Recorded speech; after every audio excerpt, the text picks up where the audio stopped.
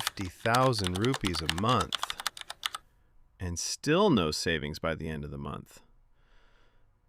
If that sounds familiar, don't skip this video, because one simple rule can completely change how you manage money. Let's start with a quick reality check. A 50,000 rupee salary does not mean 50,000 rupees to spend. After tax, PF, and deductions, your real take-home is closer to 45,000 to 48,000 rupees. And this is where most people go wrong. This is why financial experts recommend the 50-30-20 rule. It's simple, flexible, and beginner-friendly.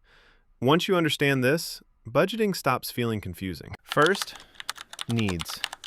Rent, groceries, transport, utilities, insurance, all essentials. These should stay within 25,000 rupees. When needs go above this limit, money stress quietly starts building. Next, wants. Food delivery, shopping, OTT subscriptions, weekend plans. They feel small individually, but together they break budgets fast. Cap your wants at 15,000 rupees, and you'll instantly feel more control. Now the most important part, your future. Save and invest at least 10,000 rupees every month. Build an emergency fund. Start SIPs. Use long-term investments. This may not feel exciting today, but your future self will thank you. Quick optimization tips. Automate your savings. Track expenses weekly.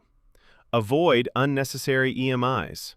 These small habits create big financial stability over time. Most people struggle financially because they make the same mistakes. No emergency fund, too many EMIs, and no investing.